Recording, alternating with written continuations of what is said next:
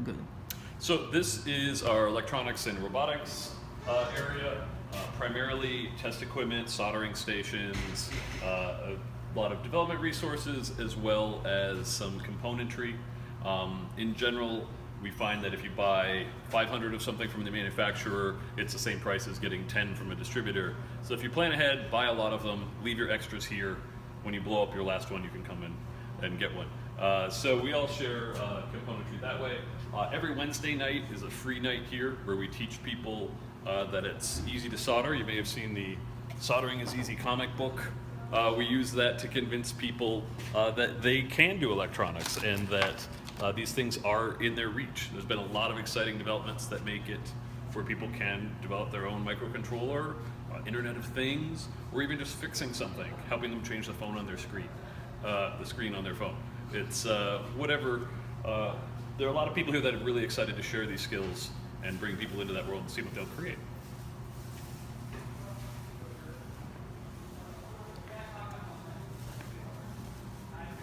So this is our jewelry and hot crafts area. You can see we have 7 jewelers' desks. This is kind of nice because a jeweler's desk is something you could fit in most people's homes, and you could do this and not need to come into a place like this, but we still have a lot of jewelers that work out of the space in part to have something separate from their home, but also for the community. They're exchanging techniques, sharing some of the more exotic tools, as well as having a common workspace. So even for something that's 1,000-year-old tradition, we find some new ways to incorporate the laser cutter for acrylic stamp making, or our new casting area and glass work, but everything's evolving all the time. And there's a lot of a range of classes here, from introduction and make a ring, stone setting, enameling, just all kinds of different things. Whatever people want to share, anyone can teach here, anyone can take a class. So.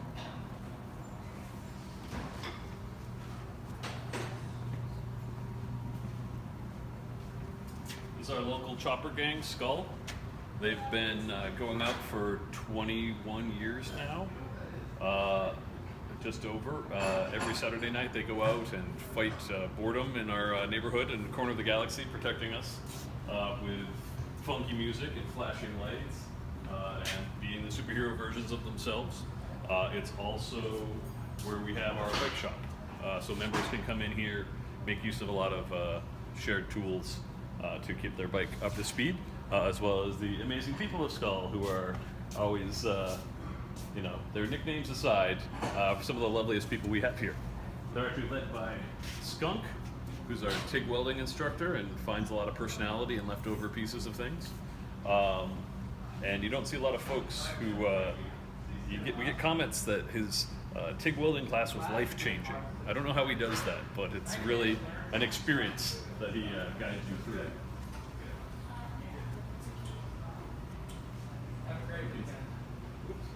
Excuse us. Pardon me. This is actually Skunk's Robot Orphanage. So you can see some of his handiwork here. As someone who is doing welding on titanium frames of top-end bicycles, it's an unforgiving job. This is a bit more whimsical, and you can see that he likes robots and rockets and ray guns. Shoot a happiness beam, he assures me. But as well as his new kind of missing link creatures that are just kind of fun ways. So this is both his display, and we make a lot of good use of space here. So it's also his work area. Here's his rolling welding cart. Here's his collection of amazing parts that will later become, robots. Anyway, they're a lot of fun. How are you? Animated tour here. Yeah. All right. We'll see. Whoops. Welcome. So the wood shop here is our largest shop, in part because wood projects are large, and in part because that's the area we get the most people come in with some experience, having done some training in school with woodworking or having some familiarity with it. Really, there's nothing here that's too unique and wasn't the same tool 200 years ago attached to a water wheel, but these have dust collection and laser pointers. Other than that, it's the same good old stuff. All the same risks and dangers, and you have a lot of respect for the tools to be safe, but we believe that anybody can learn and be able to make things. This is a bit more esoteric. Here, what we call CNC Alley, we have the Multicam, which is a heavy industrial CNC machine that will do wood, plastic, aluminum, what have you. Next down, we have a ShopBot, which is a bit more accessible and easier for people to learn and manage themselves. And beyond that, we have a CNC plasma cutter for steel, which is nice. Gives you a good head start, save you a lot of grinding if you need a circle. Our welding shop is here. We have 5 welding bays so that we can have people able to weld even while we have classes going on. But we teach TIG welding, MIG welding, oxyacetylene, torch, spot welding. The classes can be either in a specific technology, like learn TIG welding, or in an area like sculptural metalworking, or make a stool. Our most popular one is probably metalwork intensive. We learn a little bit of cutting, grinding, and welding. Typically, people will work to build our furniture. So as you look around at our carts and our shelves, they may look like they were made by somebody welding for the first time. That's because you can only grind away so many mistakes, and they were made by somebody the first time. If we don't have anything to work on, they'll cut these apart and put them back together. But it keeps people with a relevant, meaningful project to work on, but they don't have to buy a bunch of steel or end up with something they don't really want at the end of a class.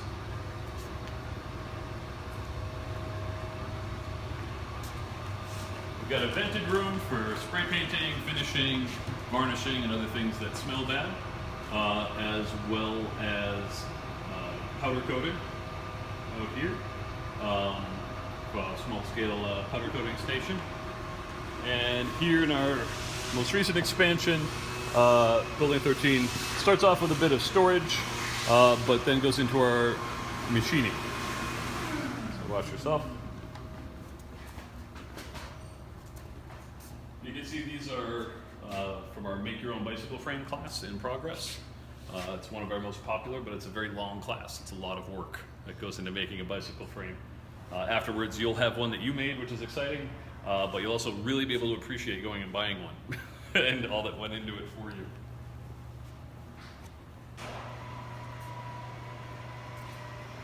It's kind of fun. The tools here are, again, very traditional tools for the most part. Some will have computer readouts and whatnot now, but we get a lot of older used tools.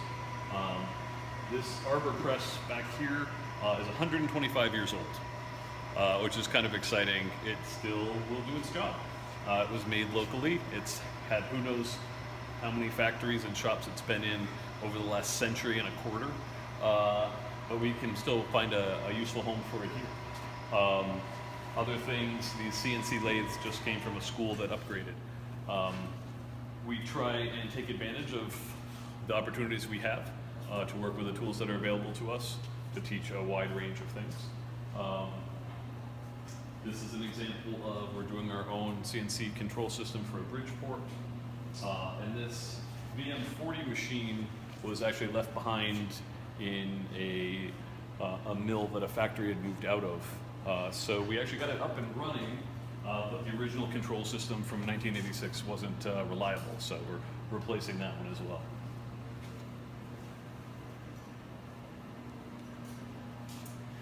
Here in digital fabrication, we have a variety of 3D printers, laser cutter.